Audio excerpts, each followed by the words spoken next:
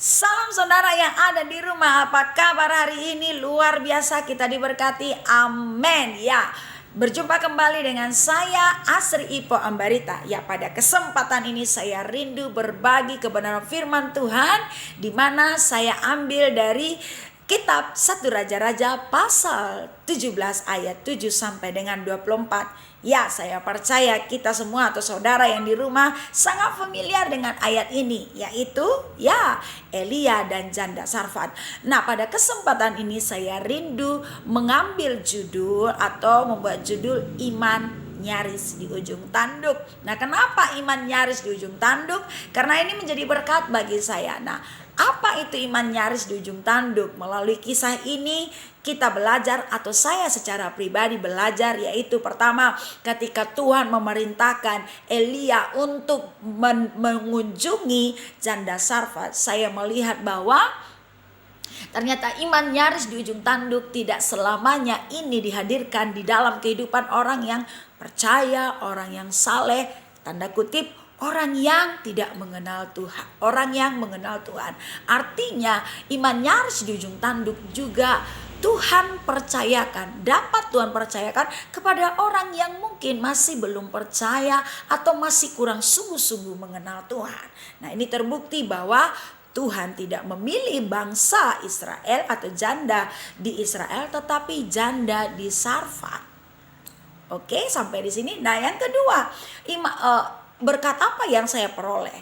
Iman nyaris di ujung tanduk ini seringkali diperhadapkan kepada kita itu segala yang tidak masuk akal, tidak logika, dan yang paling ngenes ya, ini bahasa manusia, bahasa pasaran, itu adalah iman nyaris di ujung tanduk ini tidak manusiawi. Kita lihat bahwa Elia meminta sepotong roti kepada janda yang pada saat itu hanya memiliki bahan untuk membuat sepotong roti yang terakhir dalam hidupnya dan bagi anak-anaknya. Bukankah ini tidak manusiawi?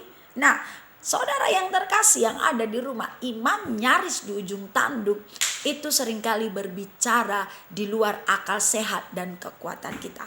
Nah, yang ketiga, berkat apa yang saya peroleh dari iman nyaris di ujung tanduk ini, yaitu iman nyaris di ujung tanduk ini seringkali hadir ketika kita tidak memiliki kekuatan, atau ketika kita ada di level yang paling bawah, ketika kita dalam keadaan lemah, ketika kita sangat kekurangan dan tidak punya apa-apa dan sangat tidak berdaya. Nah, justru pada kesempatan ini Tuhan sedang memakai kita dan memilih kita untuk menyatakan kebesarannya melalui iman kita yang nyaris di ujung tanduk. Amin. Dan yang terakhir, di ayat 17 kita bisa lihat ternyata setelah janda Sarfat ini mengalami kemenangan, yaitu ketika iman nyaris di ujung tanduknya memperoleh kemenangan, dia tidak kelaparan di masa kelaparan tersebut. Tetapi di ayat 17 kembali iman nyaris di ujung tanduknya diuji, di mana anaknya mati. Dan pada saat itu Tuhan kembali menyatakan kebesarannya.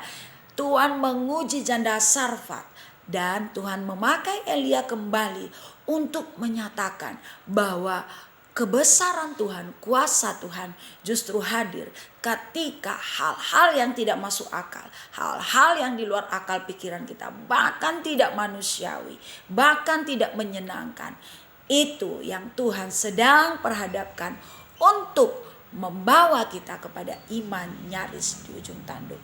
Dengan kata lain, sederhananya, iman nyaris di ujung tanduk ini adalah kesempatan Tuhan untuk menyatakan pribadinya, kuasanya kepada orang-orang pilihannya.